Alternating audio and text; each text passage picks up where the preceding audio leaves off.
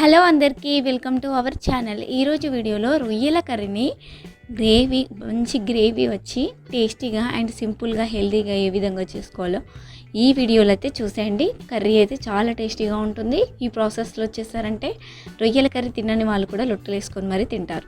దీనికోసం అయితే 1 kg రొయ్యల్ని తీసుకొని మంచిగా లెమన్ అండ్ సాల్ట్తో వాష్ చేసి పక్కన పెట్టుకోవాలి.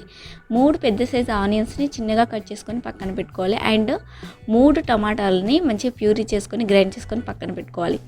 ఇప్పుడు ఈ 3 ఇంగ్రీడియంట్స్ని పక్కన పెట్టుకొని ఒక కడాయి అయితే పెట్టుకొని స్టవ్ మీద ఆయిల్ వేసుకోవాలి. ఆయిల్ పోసేసుకొని దీంట్లో పోపు దినుసులు అయితే వేసుకోవాలి. జీలకర్ర వేసుకొని వేగాక ఇప్పుడు మనం చిన్నగా కట్ చేసుకున్న ఆనియన్స్ని అయితే దీంట్లో వేసుకోవాలి.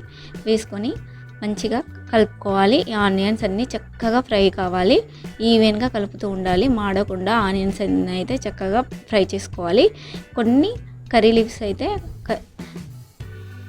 ఫ్లేవర్ కోసం అయితే కొన్ని కరివేపాకు అయితే రెమ్మలు వేసుకొని మంచిగా కలుపుకోవాలి. ఇలా కలుపుకున్న తర్వాత మనం కొంచెం 2 స్పూన్ల పసుపుని అయితే వేసుకోవాలి. పసుపుని వేసుకొని కలుపుకొని మూత పెట్టుకొని ఒక 5 minutes అయితే మగ్గనివ్వాలి. ఇలా మగ్గినాక ఇప్పుడైతే మనం అల్లం వెల్లుల్లి పేస్ట్ అయితే వేసుకోవాలి. ఒక 2 స్పూన్ల అల్లం వెల్లుల్లి పేస్ట్ వేసుకొని చక్కగా ఫ్రై చేసుకోవాలి. అల్లం వెల్లుల్లి పేస్ట్ అనేది చక్కగా ఫ్రై కావాలి ఆనియన్స్తో సహా. ఈ విధంగా మొత్తం అంతా కలుపుకోవాలి. కలుపుకున్న తర్వాత మనమైతే ఇప్పుడు కారపొడి అయితే వేసుకోవాలి. మనకు కారం ఎంత కావాలనుకుని ఎంత తినేవాళ్ళ అంత కారపొడి అయితే వేసుకోవచ్చు. 2 స్పూన్ల కారపొడి వేసుకొని మంచిగా ఇలా కలుపుకోవాలి. ఇలా ఆయిల్ అంతా మీదికి వచ్చేలాగా అయితే ఉడికిన తర్వాత మనమైతే వాష్ చేసి పక్కన పెట్టుకున్న రొయ్యలను అయితే దీంట్లో వేసుకొని చక్కగా ఈ కారం మసాలాలన్నీ కలిసేలాగా ఒక్కసారి కలుపుకొని మొత్తం అంతా మూత పెట్టుకొని ఒక 10 minutes చక్కగా కుక్ చేసుకోవాలి. స్మూత్గా కుక్ అయ్యేలాగా.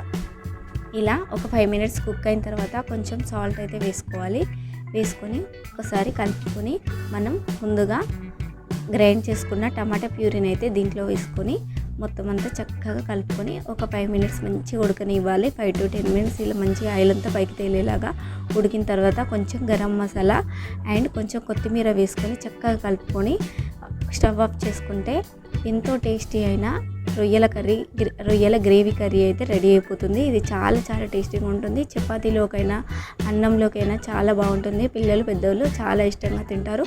కంపల్సరీ ట్రై చేయండి. ఈ వీడియో కనుక నచ్చినట్లయితే లైక్, షేర్, కామెంట్ అయితే చేయండి.